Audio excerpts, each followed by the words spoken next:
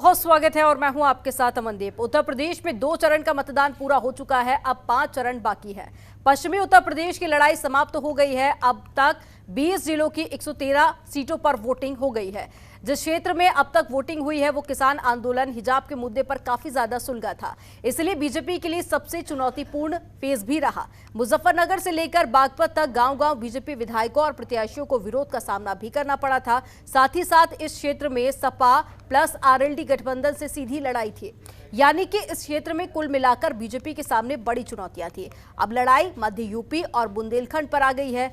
तीसरे चरण के कानपुर, झांसी, इटावा, मैनपुरी समेत 16 जिलों की 59 सीटों पर वोटिंग होनी है। इस क्षेत्र को आलू बेल्ट भी कहा जाता है और यहां यादवों की अच्छी खासी पेठ भी है। तो ये क्षेत्र 2014 से पहले समाजवादी पार्टी के गढ़ के रूप में देखा जाता था, लेकिन 2014 और 17 और उसके बाद 19 में यहां बीजेपी ने सपा का सुपड़ा साफ कर दिया। लेकिन इस बार की लड़ाई ऐसी कतई नजर नहीं आ रही है, क्योंकि मैनपुरी की करहल सीट से खुद अखिलेश यादव ने टाल ठोक यहां सपा को मजबूत करने की कोशिश की है। साथ ही साथ यहां सपा सीधे बीजेपी से मुकाबले में है। आरएलडी का जो रोल था वो पहले 2 चरणों में सीमित था और इस चरण के बाद अगले 3 चरण अवध और साथ ही पूर्वांचल के होंगे, जहां योगी फैक्टर और राम मंदिर फैक्टर के आगे सपा के सामने चुनौती होने वाली है। ऐसे में सपा के सामने इस चरण में 2012 वाला प्रदर्शन दोहराने की चुनौती है, तो वहीं बीजेपी के सामने 2017 वाला खेल करने की कठिन डगर है।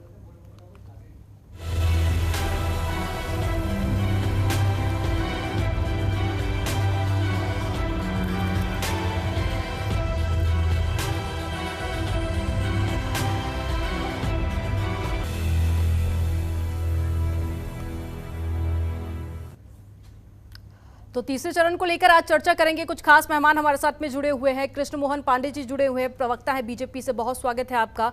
डॉक्टर सुधा मिश्रा जुड़ी हुई हैं, जो कि कांग्रेस से प्रवक्ता है, आपका भी बहुत स्वागत है। इंद्रजीत सिंह जुड़े हुए हैं, आरएलडी नेता है, और साथ ही डॉक्टर सुनील कौशिक हमारे साथ में जुड़े हुए हैं, वरिष्ठ पत्रकार है। आप दोनों का भी बहुत स्वागत है इस खास डिबेट में।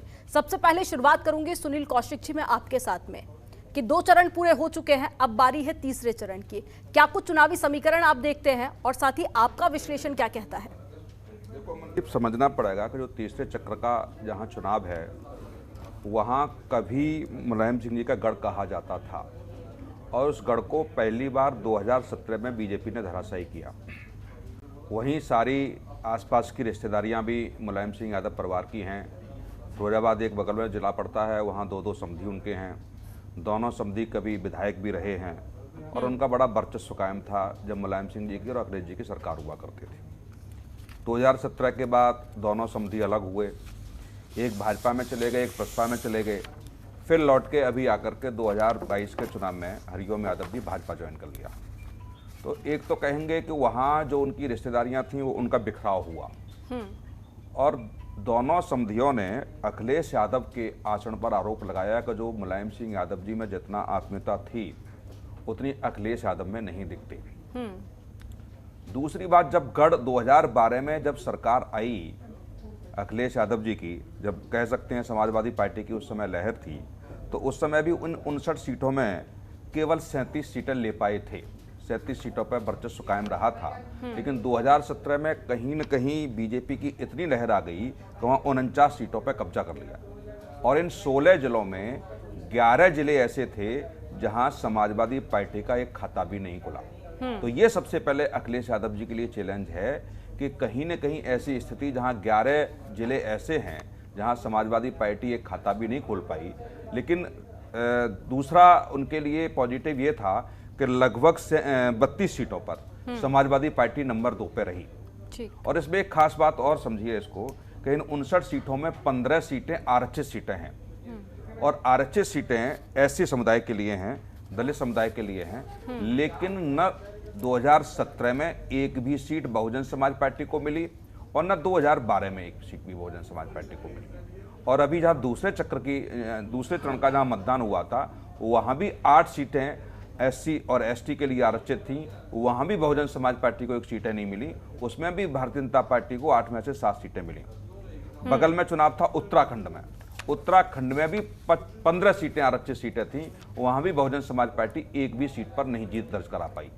तो ये समझना पड़ेगा कि जो मायावती जी का वोटर है, दलित वोटर है, वो किधर जाता है, वो किधर जाकर के वोट करता है कि मायावती जी दूसरे नंबर पर भी आरक्षित वाली सीटों पर नहीं आ पा रही हैं। तो इस बार दलित वोटर अपना महत्वपूर्ण भूमिका निभाने वाले हैं। ठीक है, कृष्ण मोहन पांडे जी हमारे साथ में जुड़े हुए हैं, बीजेपी से प्रवक्ता है। कृष्ण मोहन जी, अगर हम 2017 की बात करें तो 90% सीटें बीजेपी के खाते में गई थी। उन सीटों को बीजेपी किस तरह से बरकरार रखेगी? बीजेपी जीत के तो दावे कर रही है, लेकिन जीत का आधार क्या होगा? भारतीय जनता पार्टी के साथ जिस तरह से पिछले चुनाव में अपार जन समर्थन मिला था और जो जन स्नेह था वो पिछली बार इसलिए मिला क्योंकि एंटी इनकम्बेंसी की जिस तरह से समाजवादी पार्टी की शोषण की नीतियों ने जिस तरह से उत्तर प्रदेश से अपराध बढ़ा था, जिस तरह से उत्तर प्रदेश में भ्रष्टाचार और दंगे हुए थे, जिस तरह से पूरे उत्तर प्रदेश को एक जाति संप्रदाय एक परिवार विशेष की पार्टी बनाकर प्रदेश को लूटने का काम किया था, इसमें भारतीय जनता पार्टी में उत्तर प्रदेश की जनता ने विश्वास किया और भारतीय जनता पार्टी को स्नेह दिया। परंतु इस बार उसके थोड़ा सा उलट है। पिछली बार जिस तरह से अपराध और भ्रष्टाचार बढ़ा था और इस बार हमने उसको समाप्त किया और समाप्त करके उत्तर प्रदेश को एक नई विकास की धारा से जोड़ा। और उत्तर प्रदेश में आज की स्थिति ये है इन 5 वर्षों में कि अपराध को समाप्ति है, ढेर सारा इन्वेस्टमेंट उत्तर प्रदेश में आया हुआ है। जो पिछली सरकार में मात्र 2 लाख करोड़ का इन्वेस्टमेंट था, आज के समय में 10 लाख करोड़ का इन्वेस्टमेंट भारतीय जनता पार्टी और कुछ योगी आदित्यनाथ जी के नेतृत्व। लेकिन कृष्ण मोहन जी, आप विकास के यहाँ पर दावे तो कर रहे हैं, लेकिन खास करके अगर हम बुंदेलखंड की बात कर लें तो वहां पर पानी की समस्या तो अभी भी बरकरार है, साथ ही भुखमरी जैसी स्थिति भी वहां पर देखी जा रही है। पिछले 5 सालों में पानी की समस्या का निराकरण नहीं हो पाया है, ये भी स्वीकार कीजिए आप। यही उत्तराखंड था जहां से पानी के लिए लोग तरसते थे और केंद्र को गाड़ी भरकर पानी भेजना पड़ता था, और आज वही उत्तराखंड है जहां पे हर घर नल की सुविधा हमने घर घर तक पहुंचाई है। और आज हर घर नल एक बहुत बड़ी परियोजना बनकर सिर्फ उत्तराखंड को नहीं पूरे उत्तर प्रदेश को एक बेहतरी की तरफ जल संकट को दूर करने का कार्य कर रही है। कृष्ण मोहन जी, आपके बोलने से स्थिति देखिए स्थिति नहीं बदल जाएगी, आपके बोलने से स्थिति नहीं बदल जाएगी। आप टेलीविजन पर बैठकर एक बड़े बड़े दावे तो कर रहे हैं, लेकिन जमीनी हकीकत भी जाकर वहां पर देखिए कि अभी भी 10-10 किलोमीटर से लोग पानी लेने के लिए जाते हैं। साथ ही भुखमरी की समस्या अभी भी बरकरार है। कुपोषण को लेकर जो आंकड़ा आया था वो भी मुझे लगता है कि आपने देखा होगा। नहीं, बिल्कुल आपकी बात से मैं यहाँ पे थोड़ा सा असहमत हूँ, क्योंकि उत्तर प्रदेश में सर्वाधिक यदि कहीं अनाज वितरण हुआ है तो मात्र उत्तर प्रदेश में हुआ है, और वो भी इस कोरोना काल में जब पूरे देश भर में इस कोरोना अपनी महामारी से बड़े स्तर पे जूझ रहा था देश, उस समय उत्तर प्रदेश में 2 बार अनाज देकर उत्तर प्रदेश की जनता को भूखमरी से बचाने का प्रयास किया गया है। तो आप कह रहे हैं 10 किलोमीटर दूर से जल लाने की कोई सहायता नहीं है। जल शक्ति मिशन के तहत, जल शक्ति मंत्रालय के तहत, हर घर नल की व्यवस्था के तहत पूरे बुंदेलखंड में पानी से आच्छादित किया गया। हाँ, कुछ ऐसे क्षेत्र रह गए होंगे जो अभी वहां तक पहुंच नहीं पाया, परंतु भारतीय जनता पार्टी की सरकार वहां भी प्रयासरत है पहुंचाने के लिए। कृष्ण मोहन जी, कोरोना तो मुझे लगता है कि आपकी पार्टी के लिए आपदा में अफसर जैसा है कि जब भी सवाल पूछे जाते हैं बेरोजगारी महंगाई को लेकर तो आप लोग कोरोना का हवाला दे देते हैं, और जब उपलब्धि की बात होती है तो फिर आप लोग वैक्सीनेशन का जिक्र करते हैं। ठीक है, डॉक्टर सुधा जी, मैं आपके पास में आऊंगी कि अब तीसरे फेज का इलेक्शन होना है और महिलाओं को लेकर लगातार आपकी पार्टी कई बड़े वादे दावे भी कर रही है, टिकट भी दिए गए हैं, और साथ ही जो मुद्दे काफी ज्यादा हावी रहे उत्तर प्रदेश पे, उनके परिजनों को भी कांग्रेस ने टिकट दिया है। तो अब आप तीसरे फेज को किस तरह से देखते हैं? क्योंकि अगर हम 2017 की बात करें तो सिर्फ 1 सीट कांग्रेस के पाले में थी। जी नमस्कार अमन, मेरी आवाज आ रही है आपको? जी बिल्कुल आवाज आ रही, बोलिए। जी नमस्कार अमनदीप जी। जैसा कि आपने प्रश्न किया है कि तीसरे दौर की राजनीति में जो मतदान होने की प्रक्रिया है 20 तारीख को हो रहा है, और जिन मुद्दों पे बात हो रही है, आप देखोगे इन लोगों के शब्दों में, जब भी ये सरकार जो चला चुके हैं, जो चला रहे हैं, इनके शब्दों में कुछ रटे रहे शब्द होते हैं। प्रयास किया जा रहा है, वादे किए गए थे, प्रयास किया जा रहा है। कब तक प्रयास करें? केंद्र में आप हो, राज्य में आप हो, फिर भी प्रयास करना पड़ रहा है आपको। हर आंकड़ों पे झुठला के आपसे बातें वही सबका विकास, सबका साथ। किसका विकास, किसके साथ? जरा दिखाइए तो, बताइए तो। आंकड़ों की कोई बात नहीं करेंगे आप नाम ऐसे लेके आएंगे जहाँ पे कोई काम हुआ या नहीं। बस जो पहले के काम हुए उसको गिना दीजिए, लेकिन सही स्तर पे, जमीनी स्तर पे अपराधों की बात कर रहे हैं कि हम लॉ एंड ऑर्डर की बात करते हैं अपने उत्तर प्रदेश में। लॉ ऑर्डर की बात तो करते हैं, लेकिन लॉ ऑर्डर किसके लिए? इनके पास लॉ ऑर्डर इनके अनुसार चलता है, इसकी ये बात करते हैं। अपराध कम कहाँ हुए हैं ये आप लोग जानते हो, आप लोग देख चुके हो कि कैसे किस तरह से दलितों के साथ, महिलाओं के साथ अन्याय, अपराध किस तरह बढ़े हुए हैं। और ये लोग चाहते हैं कि वो चीजें बढ़े, क्योंकि इनको वोट कमाने का, राजनीति करने का मौका मिल जाता है। ये कहीं ना कहीं कुछ ना कुछ डाल देंगे, एक तूरी डाल देंगे, उस पर राजनीति करने लगेंगे, आगे बढ़ने लगेंगे। सुधा जी, क्राइम को लेकर आप बात मत कीजिए, क्योंकि देखिए जब समाजवादी पार्टी की सरकार थी उस वक्त भी क्राइम रेट ज्यादा था। अब मैं दोबारा से एनसीआरबी की रिपोर्ट पेश करना नहीं चाहती। बिल्कुल, रिपोर्टों की जो चीज गलत थी तो उसी की बात तो सरकार ने आपको चुना है, जनता ने चुना है ना, वो फिर से क्यों हो रहा है? प्रश्न इस बात का है। अगर कोई चीज गलत थी, जनता ने उसको नकारा, आपको लाके बैठाया, तो जनता फिर अगर वही पा रही है तो आप में अंतर क्या है? आप किस बात का अंतर बता रहे हैं फिर? अगर कोई चीज गलत थी, जनता ने किसी को अस्वीकार किया, आपको अगर उन्होंने सत्ता दी है, आपको जनता ने स्वीकार किया था, इसलिए नहीं कि आप भी वही दोहराओगे। मान लो खराबी कोई थी, मान लेते हैं एक बार खराबी थी, जनता ने स्वीकार नहीं किया, लेकिन आप तो उसके बढ़ के आगे निकल रहे हैं ना, आप उसके और भी प्रतिमान स्थापित कर रहे हैं कि उनके यहाँ इतना था, हमारे यहाँ इतना कम है। ये नहीं करना है। लोगों को, युवाओं को भरोसा चाहिए, भविष्य चाहिए। वर्तमान में रहिए, भूत और भविष्य मत घूमिए।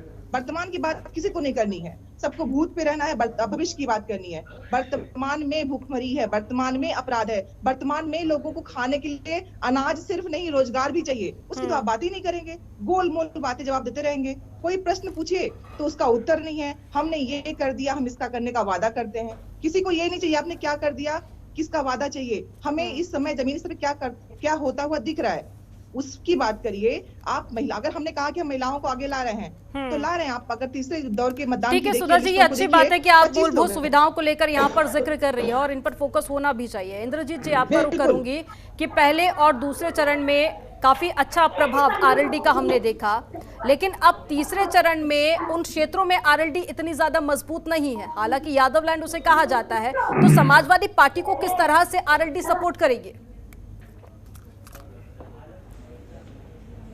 देखिए, मैं बताऊँ आपको कि तीसरा फेज जो चुनाव होने जा रहा है, इसमें आलू की बेल्ट है ये, इसमें आलू के किसान बहुत अधिक तादाद में हैं। और शायद आपको ध्यान हो तो आलू के किसानों ने अपनी फसल को रोड पे फेंका है और उसकी फसल के पूरे दाम नहीं मिले हैं। तो ऐसा नहीं कि राष्ट्रीय लोकदल केवल पश्चिम में है, बाकी क्षेत्रों में नहीं है। हम जब गठबंधन में हैं तो सब जगह है, और सब जगह वही मुद्दे हैं, महंगाई, बेरोजगारी और जुमलेबाजी। आप देखिए ना, किसान को अपनी फसल का पैसा नहीं मिल रहा, समय पे कीमत नहीं मिल रही। किसान ये कह रहा है कि मेरे को आपकी इमदाद की जरूरत नहीं है कि आप मेरे लोन वापस करो, आप मुझे 2000 रुपये महीना दो, 6000 रुपये साल के, तो नहीं चाहिए। मेरी फसल की कीमत अच्छी दे दो, समय रहते टाइम से दे दो, और मेरे जो है फसल के दाम ठीक मिल जाए, ये चाहिए। शिक्षा, सुरक्षा और स्वास्थ्य, इस पर पब्लिक वोट कर रही है। अब इनके जुमलेबाजियों में नहीं आने जा रही है। फर्स्ट 2 फेज में हमने बहुत अच्छा, जनता ने अपने साथ दिया है, हम जनता के आभारी हैं। आगे भी हमें निरंतर इसी तरीके से सहयोग मिलता जाएगा। ठीक है, लेकिन इंद्रजीत जी, आप किसानों को लेकर अपनी बात रखते हैं, अच्छी बात है, लेकिन किसानों के अलावा भी कई सारे ऐसे मुद्दे हैं जो कि इस वक्त हम देख रहे हैं कि उत्तर प्रदेश में लगातार गरमाए हुए हैं। कई सारे तो देखिए, अभी इससे पहले भी मैंने जिक्र किया कि पानी तक लोगों के घर तक नहीं पहुंच पा रहा है, बिजली की समस्या भी लगातार बरकरार है, भूखमरी जैसे हालात हैं। तो देखिए, बेसिक जो जरूरतें हैं वो भी 75 साल होने को आए हैं आजादी के बाद, लेकिन अभी तक कई सारी सरकारें आई हैं, कई सारी सरकारें गई हैं। मैं किसी एक सरकार का यहाँ पर जिक्र नहीं करूंगी, लेकिन राजनीति तो की जाती है, विपक्ष सवाल उठाता है, लेकिन वो जरूरतें आज तक पूरी नहीं हुई है।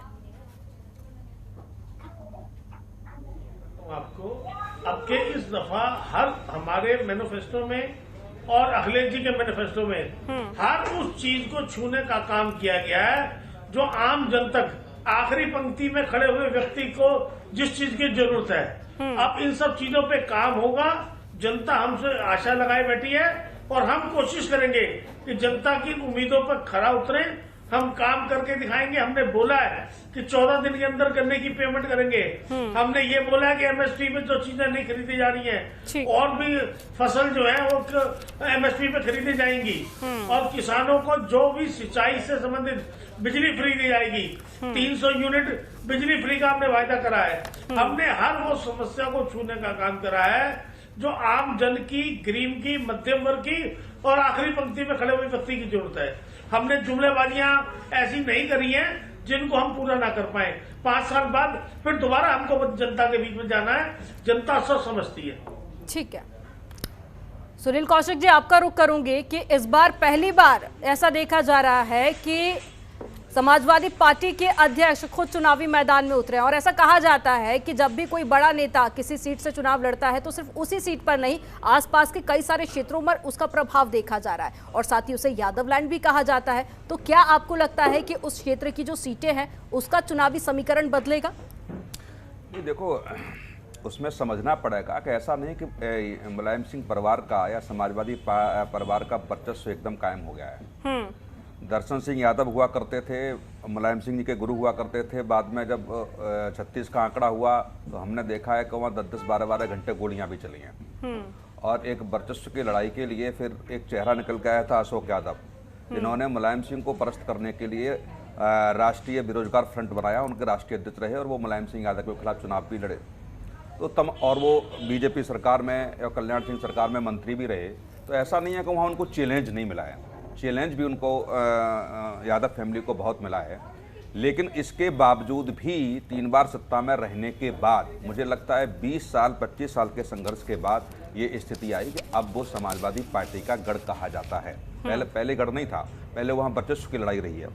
दूसरी बात, जितने भी लोगों ने वहाँ आतंक मचाया समाजवादी पार्टी के नाम पर, ये दुर्भाग्य है कि वो सारे लोग भारतीय जनता पार्टी ज्वाइन किए हुए हैं। इस समय भारतीय जनता पार्टी में संरक्षण लिए हुए हैं, भारतीय जनता पार्टी उनको चुनाव लड़ा रही है। तो मुझे लगता है कि अब वो लगभग 50% जो समाजवादी पार्टी कही जाती थी वो अब भारतीय जनता पार्टी समाजवादी पार्टी हो गई है, उस क्षेत्र की हम बात करें तो। और 2017 में जो सीटें आईं उसका भी कारण यही था कि जो समाजवादी पार्टी के वहाँ जो लोग थे, जहाँ मुझे लगता है कि अपराध की दुनिया में जहाँ उनकी चलती थी, उनके यहाँ बैठ के फैसले होते थे, उन्होंने भारतीय जनता पार्टी को ज्वाइन किया और भारतीय जनता पार्टी वहाँ 2017 में 49 सीटें ला पाई।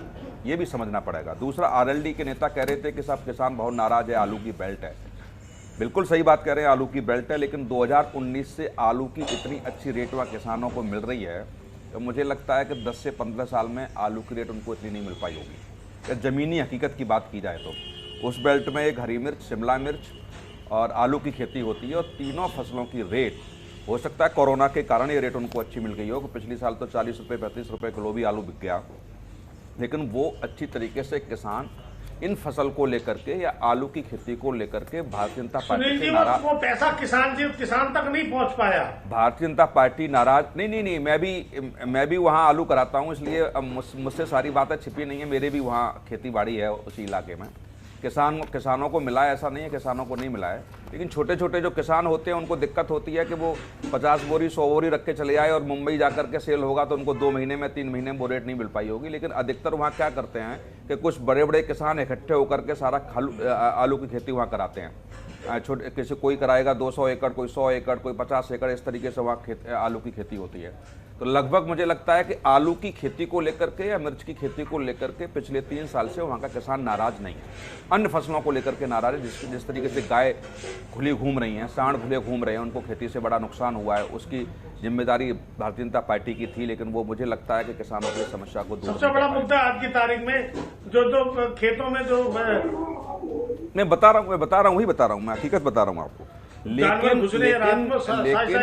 दिक्कत ये है, इंद्रजीत जी आगे मौका दूंगी आपको जवाब देने का, प्लीज बात कंप्लीट। फिर दूसरी बात आप समझिए, उसको कानपुर क्षेत्र और बुंदेलखंड क्षेत्र कभी किसी जमाने में कांग्रेस पार्टी का गढ़ कहा जाता था और जायसवाल जी वहां मुझे लगता है नेतृत्व करते थे और गृह राज्य मंत्री भी इस देश के बने।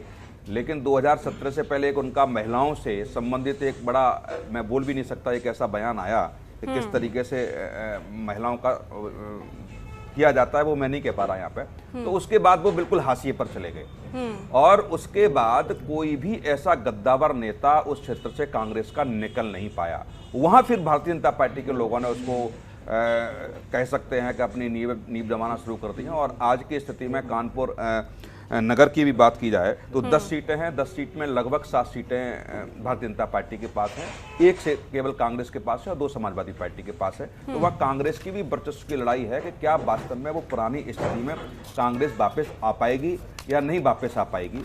और ये इटावा, मैनपुरी, फिरोजाबाद, एटा, ये एक ऐसे क्षेत्र है ना समाजवादी पार्टी का गढ़ कहा जाता है और जहां मुझे लगता है जैसे एटा समाजवादी पार्टी का मैं कहूंगा कट्टरगढ़ था। वहां 4 सीटों में भारतीय जनता पार्टी जीती है। कासगंज की आप बात करेंगे, कासगंज में 3 भारतीय जनता पार्टी के पास सीटें थी। मैनपुरी में 4 सीटें थी, केवल बीजेपी के पास 1 थी। 3 सीटें वहां समाजवादी पार्टी को मिल पाई क्योंकि वो मुलायम सिंह जी का व्यक्तिगत गढ़ कहा जा सकता है। फर्रुखाबाद पास में पड़ता है, 4 सीटें बीजेपी के पास आ गई थी। कन्नौज में से समाजवादी पार्टी के पास 1 गई, भारतीय जनता पार्टी के पास 2 चली गई। तो ये सारी चीजें जो हैं, मुझे लगता है कि 2022 के चुनाव में क्या अखिलेश यादव जी करहल से चुनाव लड़ रहे हैं, क्या वो वापसी हो पाएगी या नहीं हो पाएगी, क्योंकि वहां मैं फिर कह रहा हूं कि लगभग 15 सीटें वाकई में सुनील जी ये तो एक बड़ा सवाल बना हुआ है। मुझे लगता है कि जब परिणाम आएंगे तो फिर ही पूरी स्थिति स्पष्ट हो पाएगी। इंद्रजीत जी कुछ कहना चाह रहे थे। इंद्रजीत जी जल्दी से अपनी बात पूरी कीजिए।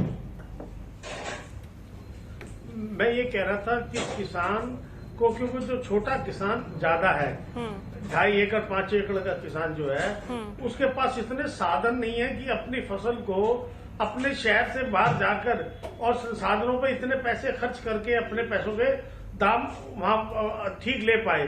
उसको मजबूरी में आके आड़ती को या बड़े किसान को देना पड़ते हैं और वो वही ठगा सा महसूस करता है, उसको लागत के ऊपर इतना प्रॉफिट नहीं हो पाता है। एनसीआर से बाहर निकलते ही ये समस्याएं भुखमरी की, बेरोजगारी की, शिक्षा की, ये एनसीआर पार कर, एनसीआर में क्योंकि आसपास दिल्ली से मिला हुआ क्षेत्र है, यहाँ फुटफॉल थोड़ा ज्यादा है, तरक्की ज्यादा है।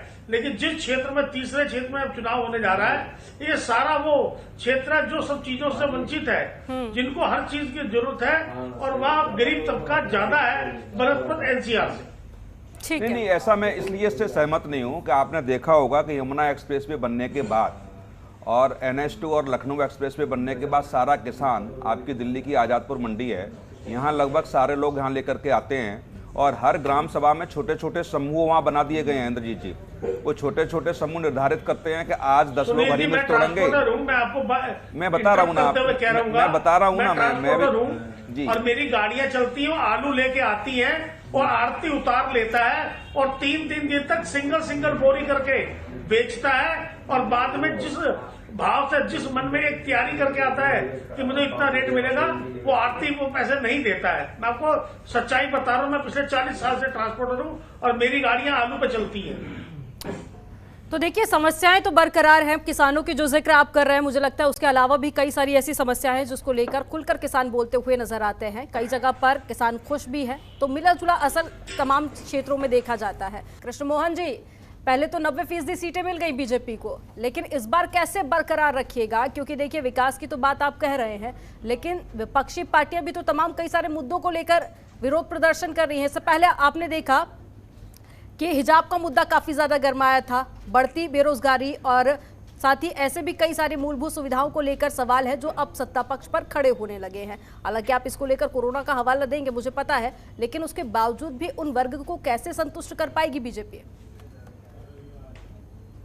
मैंने सबकी बातें सुनी, आप थोड़ा हमको समय दीजिएगा। जैसे आपने कहा कि बेरोजगारी को लेकर एक बड़ा मुद्दा है, तो मैं ठीक है, मैं अपने आंकड़े बता देता हूं कि भारतीय जनता पार्टी ने 5 वर्ष में सरकारी नौकरी की जो है 4.5 लाख सरकारी नौकरी दी है और लगभग 4 लाख संविदा पे नौकरी दी है। और इनके साथ समाजवादी पार्टी के साथ सहयोगी होकर गए हुए स्वामी प्रसाद मौर्य जी का भी एक इंटरव्यू आया था कि हमने लगभग 50 लाख लोगों को असंगठित क्षेत्रों में नौकरियां दी है, असंगठित क्षेत्रों में, इस बात को देखें, और जिससे कि बेहतर जीवन जीने के साथ उत्पन्न हो सके।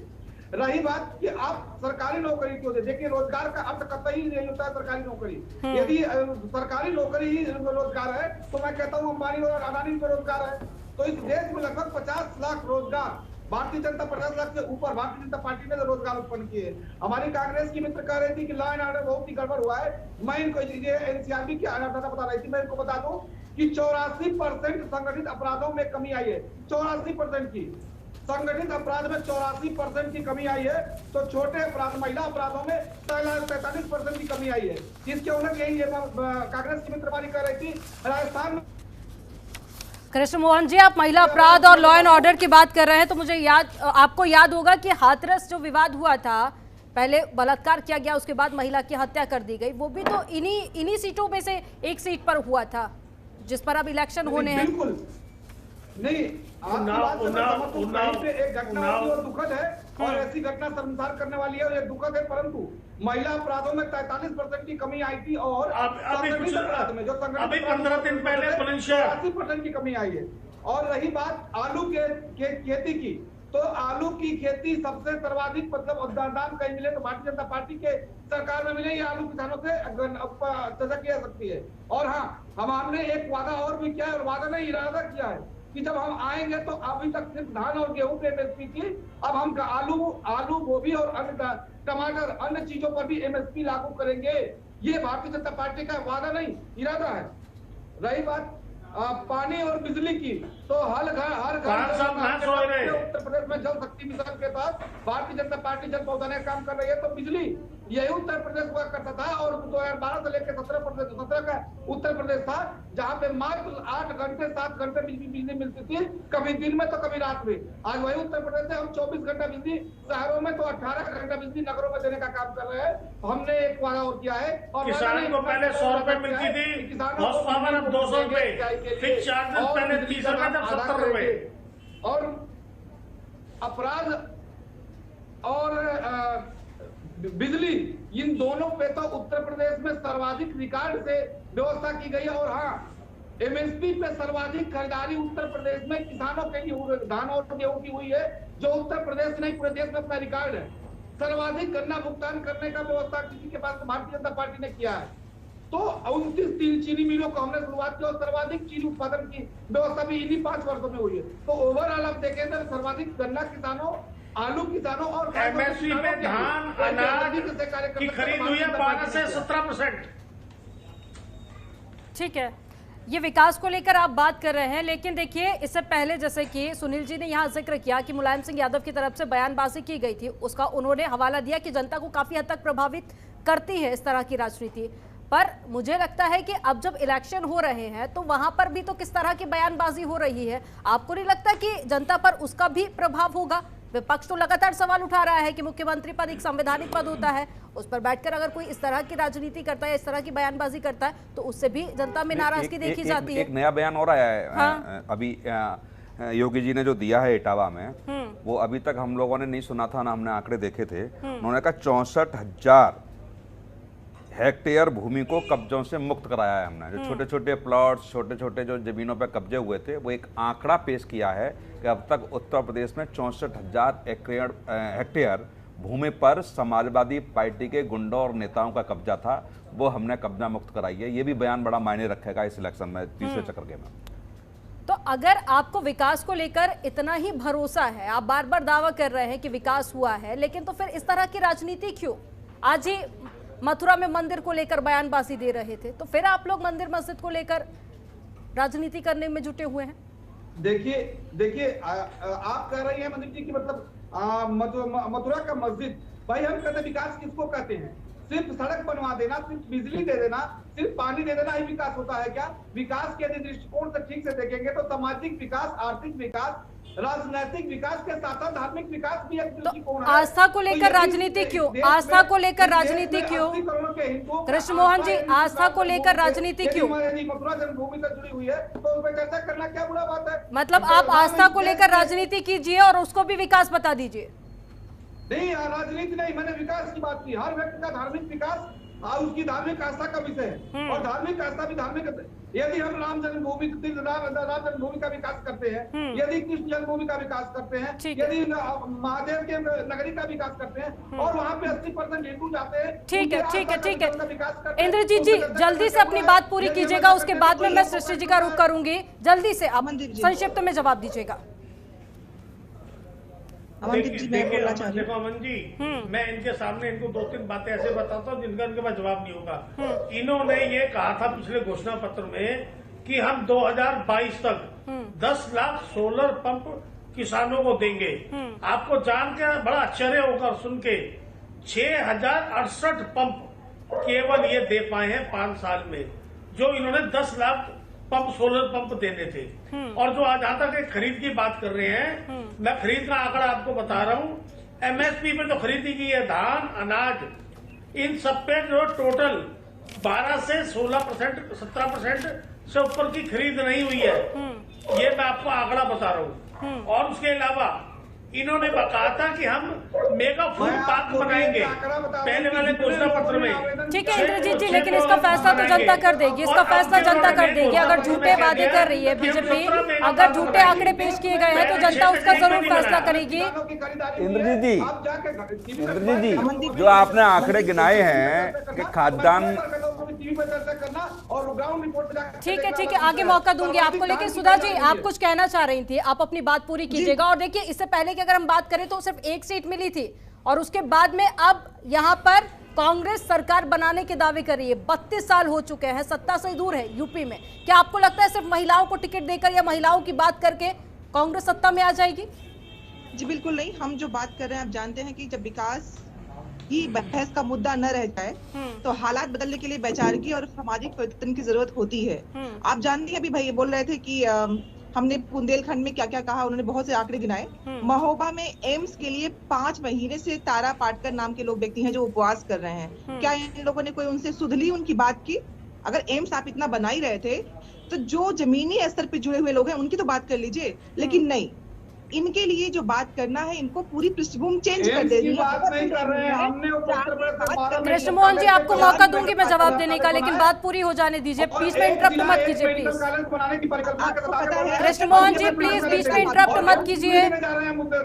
सारी सरकारों ने बुरा काम किया था तो आप बेहतरी के लिए आए थे, तो 5 साल होने के बाद भी बुंदेलखंड में विपरीत हालात ही क्यों बने? आपने उसको सही क्यों नहीं किया? 5 साल हो गए, बुनकर को, जो बुनकर थे उनके चरखे टूट गए, कागज का कुटीर उद्योग समाप्त हो गया, बर्तन और धातु शिल्प समाप्त होने की कगार पे आ गया, और आप बात कर रहे हैं कि विकास हो रहा है। और अगर कोई व्यक्ति 5 महीने से उपवास पे बैठा हुआ है, आपको उसकी सुध भी नहीं होगी। कासगंज में अभी एक आपने सबने वीडियो देखा होगा, जो व्यक्ति सुसाइड कर रहा था, उसकी बीवी की जान चली गई और व्यक्ति भी जिंदा है, हॉस्पिटल में है। उसने किसका नाम लिया, किसका कार्यकर्ता था? सबको मालूम है। विकास की बात कर रहे हैं तो विकास पे आइए। अगर व्यक्ति अपने चीजों से दूर हुआ है तो उस पे आइए, जमीन पे आइए। वैचारिकी क्या हुई, क्या कर सकते हैं, नहीं क्या हो रहा है, इसकी बात करिए। बहुत चीजें हो चुकी, जनता को बेवकूफ बनाना, क्योंकि जो आंकड़े आप दिखाते हैं, जनता अगर इतनी शिक्षित होती, इतना आगे होती,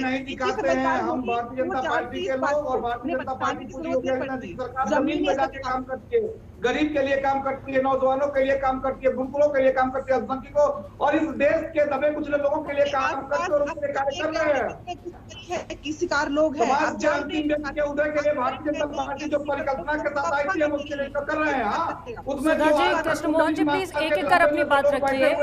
हम उनसे छीना जा रहा था, उनको दर्द हो रहा है। समाज में किसका छोटे दबे कुचले लोगों का प्लाट पर कब्जा किए थे, आज हम कर रहे थे, हमारा बुलडोजर पहुंच रहा है और कब्जा छुड़ा रहा है। लोगों को समस्या हो रही है, ये समस्या होगी।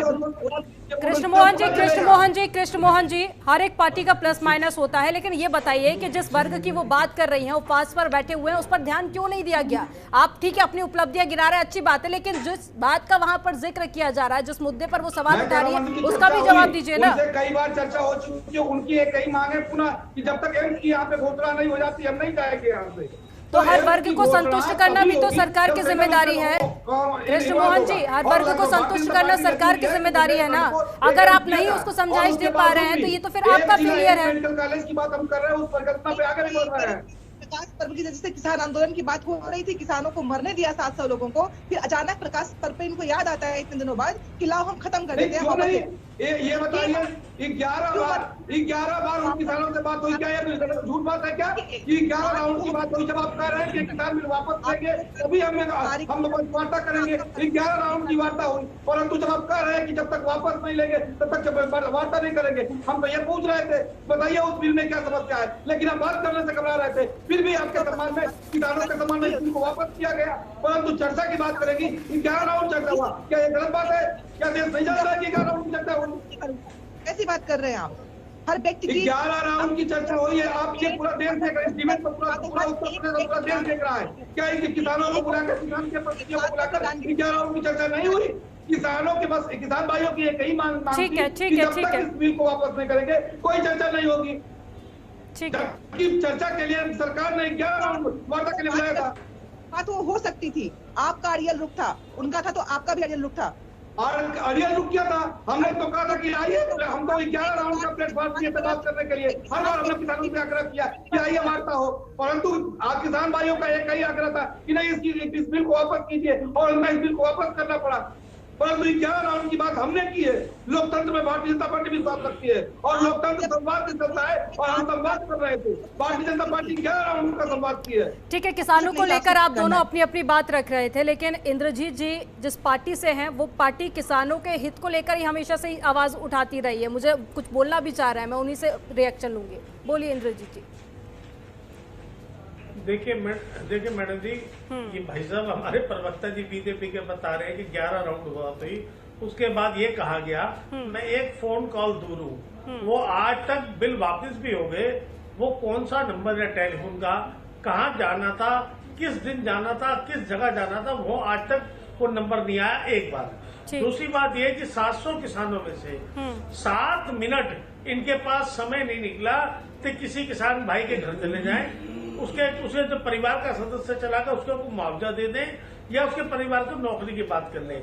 दिल्ली में बैठ के आदरणीय गृह मंत्री जी ने जाट समाज के लोगों को बैठ के बुला के पगड़ी तो पहनी, दिल्ली से 4 किलोमीटर दूर पर गाजीपुर और टीकरी बॉर्डर और सिंगू बॉर्डर थे, वहां तक वार्ता करने नहीं गए। किसानों के प्रति इनके मन में कितना दर्द है, कितना प्यार है, सब दुनिया ने देखा है, पूरे भारतवर्ष ने देखा है, पूरे उत्तर प्रदेश ने देखा है। ज्यादा कहने और सुनने की जरूरत नहीं है। ठीक है, कृष्ण मोहन जी, बार बार आरोप लग रहे हैं कि किसानों को संतुष्ट नहीं कर पाई है बीजेपी। देखिए, किसान संतुष्ट हुए और किसानों के संतुष्टि के लिए ही भारतीय जनता पार्टी बार बार प्रयास करती रही। 11 राउंड की वार्ता की। उसके बाद जब किसानों को, हमें भारतीय जनता पार्टी को लग गया कि हम इस बिल को किसानों को समझाना में असफल रहे, तो उन्हीं के सम्मान में हमने ये बिल वापस भी किया है। और रही बात किसानों की, तो आजादी से लेकर और आज के समय तक सर्वाधिक 43 योजनाएं किसानों के लिए कोई चलवा रहा है तो भारतीय जनता पार्टी चलवा रही है। और किसानों के आय को दुगना करने के लिए जो भी बेहतर हो सकता है भारतीय जनता पार्टी प्रयास कर रही है। उसमें 6,000 रुपए सालाना भारतीय जनता पार्टी दे रही है, और भी आगे बढ़ाने के लिए बात हम कर रहे हैं। किसान के ट्यूबवेल के ऊपर बिजली के मीटर लगा दिए। हरियाणा में बिजली सस्ती है, यूपी में महंगी है। हरियाणा में गन्ने के रेट बहुत है, किसान को यूपी में महंगी है। ऐसे क्यों छल कर रहे हो पब्लिक के साथ, क्यों छल कर रहे हो किसान के साथ? झूठी बात करने से बचो। उत्तर प्रदेश में और देश में बिचौलिया बना रहा है और किसानों के हित की बात नहीं करते थे। किसानों को मात्र बेवकूफ बनाकर घुमाते रहे, लेकिन अब वो देश नहीं रहा। भारतीय जनता पार्टी के संपर्क में, भारतीय जनता पार्टी के संघर्ष और व्यवस्था से देश का किसान आगे बढ़ रहा है और भारतीय किसान, देश का किसान भारतीय जनता पार्टी निकल चुका है। कृष्ण मोहन जी, अब समय निकल चुका है, मेरा घड़ियाली आंसू बहाने से कोई फायदा नहीं होगा। सिर्फ जरूरत थी किसानों से पूछने की कि आप किस में समझते हो कि आपका फायदा है। इस बात को सुधा जी, आपकी पार्टी की भी सरकार भी तो एक लंबे वक्त तक रही ना। आजादी के बाद कितने सालों तक कांग्रेस को मौका दिया है जनता ने। आप बताइए, उस वक्त क्या किसान संतुष्ट थे? उस वक्त क्या किसान संतुष्ट थे? आप बताइए। अमनदीप जी, मेरी बात का सिर्फ इतना प्रश्न का उत्तर जी, मैं आपको 1 मिनट में आ रही हूँ आपके पास में, लेकिन 1 मिनट। 2014 में मात्र 1212। कृष्ण मोहन जी, प्लीज दूसरों को भी बोलने का मौका दीजिए। प्लीज, आप इंटरप्ट करेंगे, ऐसे डिबेट नहीं हो पाएगी। 1200 रुपये एमएसपी तय कर पाए और 10 वर्षों में कृष्ण मोहन जी, दूसरों को भी तो बोलने का मौका दीजिए ना। ठीक है, मैंने सुना आपको, बोलिए।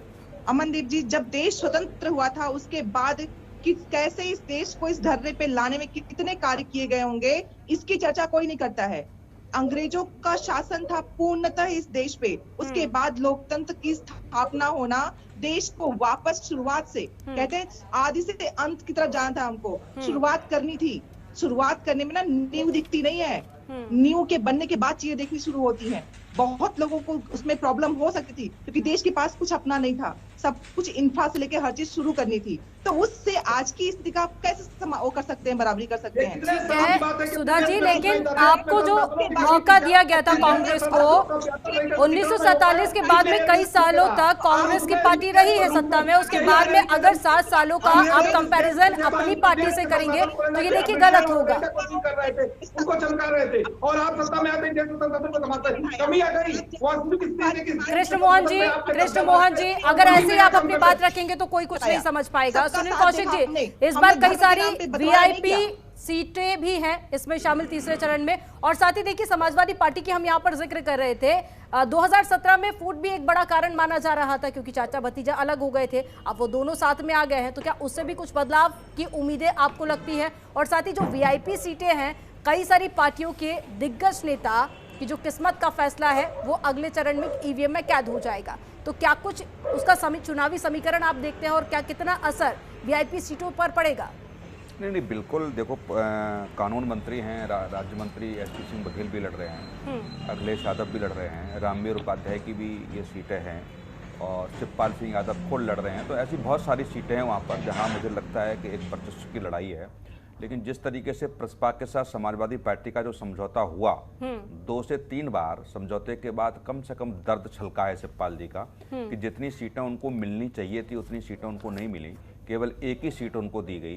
तो निश्चित तौर से कह सकते हैं कि शिवपाल जी इस गठबंधन से या सीट मिलने से बहुत ज़्यादा खुश नहीं है, लेकिन समझौता है और समझौते के आधार पर जो होगा। लेकिन मैं एक चीज़ और कौर साहब बताऊंगा आपको यहाँ पे कि जिस तरीके से अभी आरएलडी के नेता कह रहे थे कि 17% खाद्यान्न की खरीद हुई है, आप आंकड़ों का खेल देखिए।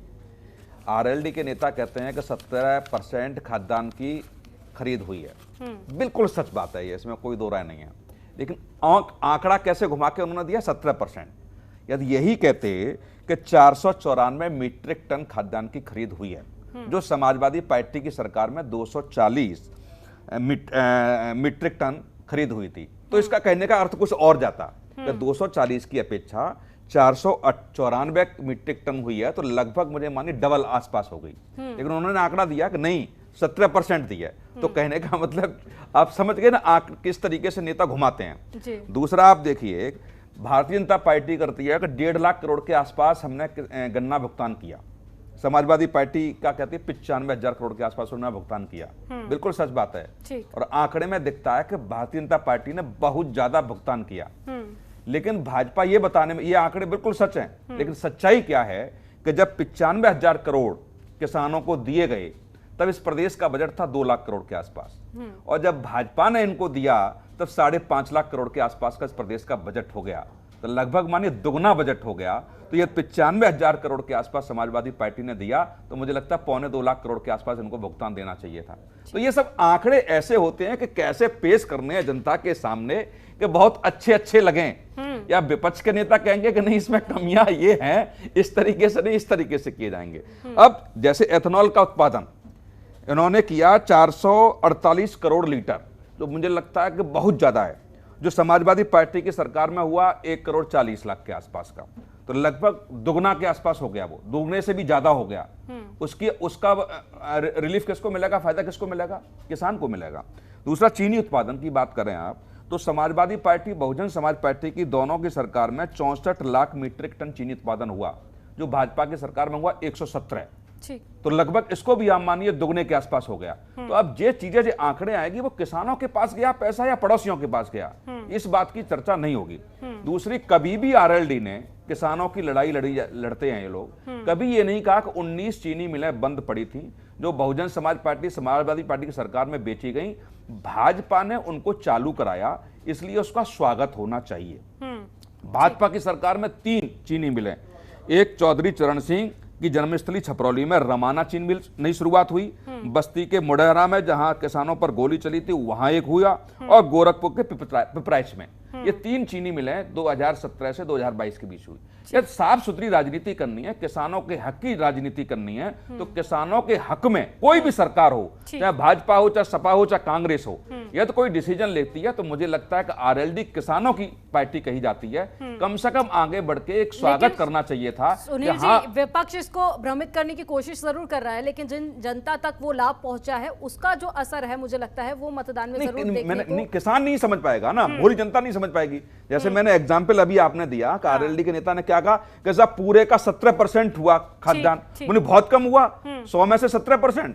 और यदि भाजपा ये कहे कि नहीं पहले 240 हुआ था, अब हमने 494 मीट्रिक टन किया, तो दोनों बहुत अंतर हो गया। तो कैसे कौन पेश करता है जनता के सामने आंकड़े, ये भी मायने रखता है कि जनता से वो आंकड़े कनेक्ट हो पाएंगे कि नहीं हो पाएंगे। सभी राजनीतिक पार्टियां जनता को भ्रमित करने की कोशिश तो करती है।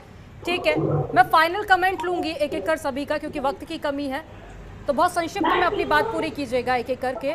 सबसे पहले सुधा जी आपका रुख करूंगी मैं, इंद्रजीत जी आऊंगी आपके पास में। सुधा जी, फाइनल टिप्पणी।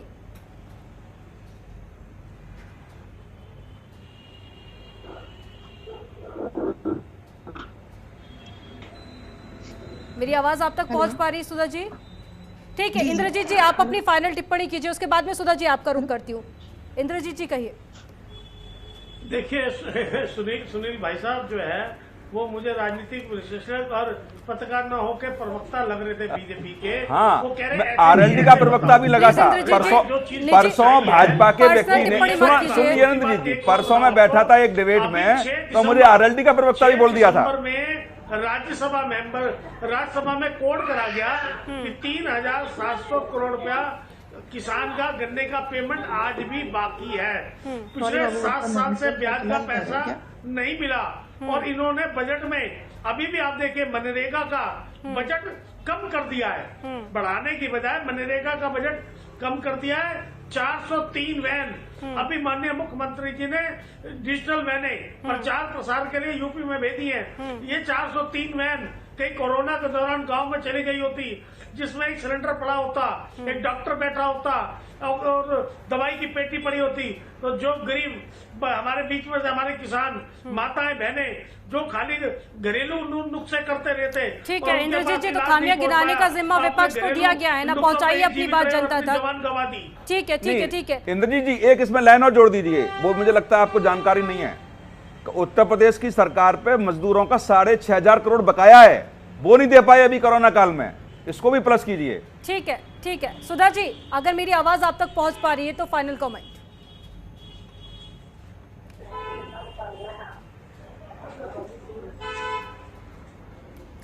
सुधा जी तक आवाज मेरी नहीं पहुंच पा रही है। ठीक है कृष्ण मोहन जी, अगर मेरी आवाज आप तक पहुंच पा रही है तो तीसरे चरण को लेकर फाइनल कमेंट कीजिएगा, फाइनल टिप्पणी। और क्या कुछ बीजेपी की तरफ से अब आगे कोशिशें रहेंगी, क्योंकि चुनाव प्रचार तो अब जोरों पर है। देखिए, भारतीय जनता पार्टी अपने सत्ता में आई है और आज जब चुनाव में जा रही है, इन 5 वर्षों में हमने बस एक बात की है, विकास विकास और विकास, सबका साथ, सबका विकास, सबका विश्वास और सबका प्रयास की व्यवस्था के साथ हम आगे बढ़ रहे हैं और उत्तर प्रदेश में विकास करेंगे। और भारतीय जनता पार्टी पे विश्वास करके जिस तरह से पिछली सरकारों ने 5 वर्ष में सत्ता में दिया, पुनः जिस तरह से हमने विकास किया है, भारतीय जनता पार्टी पर विश्वास करके जनता एक बार फिर से हमें विकास के नाम पर वोट करने जा रही है। उत्तर प्रदेश का किसान, नौजवान, बुजुर्ग, नौजवान, अल्पसंख्यक सारे लोग भारतीय जनता पार्टी को वोट करेंगे, क्योंकि उत्तर प्रदेश में अब बलिया का लड़का बेल्जियम के सपने और कैराना का लड़का अब कनाडा जैसे विकास के सपने देखना शुरू कर दिए, और ये विकास यात्रा रुकेगी नहीं, अपने क्रम पे आगे बढ़ती रहेगी। ठीक है पांडे जी, एक सवाल है छोटा सा मेरा, कि जिस इत्र व्यवसायी पे छापा डला था उसकी चर्चा आजकल योगी जी नहीं कर रहे हैं, और उसी क्षेत्र में चुनाव है तीसरे चक्र का। जब वो आईटी का काम था, इनकम डिपार्टमेंट का काम था, तो वो अपना कार्य कर रही है। अरे तो 20 अब तो एक महीना हो गया पांडे जी, कुछ तो निकल के आया होगा ना। इत्र व्यापारी का क्या हुआ? नहीं पांडे जी, 1 महीना हो गया, अब तो कुछ निकल के आया होगा। वो व्यवसायी किसका था? वो व्यवसायी जो स्वयं तय करेगा। वो सुधा जी, मेरी आवाज आप तक पहुंच पा रही है क्या? और उसके पैसे पकड़े गए। सुधा जी, क्या मेरी आवाज आप तक पहुंच पा रही है? जी, आपकी आवाज आ रही है। ठीक है, एक फाइनल टिप्पणी आपकी। ठीक है ठीक है ठीक है कृष्ण मोहन जी, दूसरों को भी मौका दीजिए। सुधा जी, जल्दी से अपनी बात पूरी कीजिए। जिसके घर आईजी और डीआईजी बैठकर चाय पीते थे, और आज वही उत्तर प्रदेश से ठीक है कृष्ण मोहन जी, ठीक है, 4 होमगार्ड खड़ा करके आप दूसरों को भी बोलने का मौका दीजिए ना। सुधा जी बोलिए। उन्होंने कहा कि विकास के नाम पे जनता इनको वोट देगी, तो मैं बता रही हूँ वोट इनको जनता क्यों नहीं देगी क्यों नहीं इनको। 13% बेरोजगारी थी, वो हो गई 66%। तकनीकी स्नातक की बेरोजगारी 19% थी, जो 46% हो गई, और जो स्नातक बेरोजगार थे 21% से 51% हो गए हैं।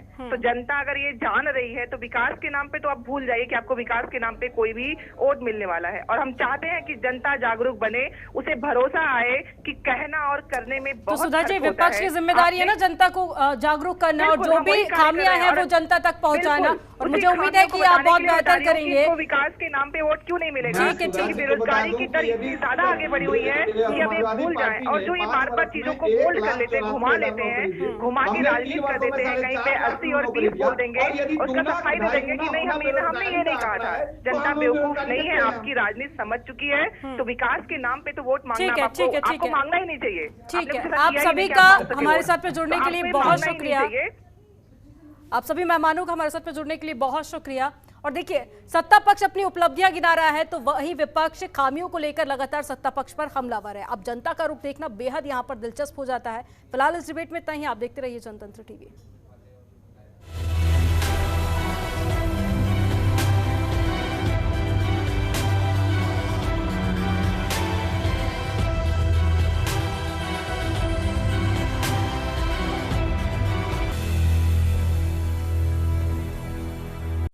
खबरों के निष्पक्ष विश्लेषण के लिए सब्सक्राइब करें Janatantra TV and press the bell icon. Never miss any update.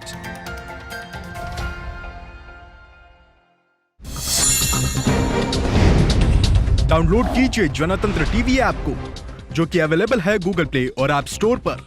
अधिक जानकारी के लिए अभी डाउनलोड करें।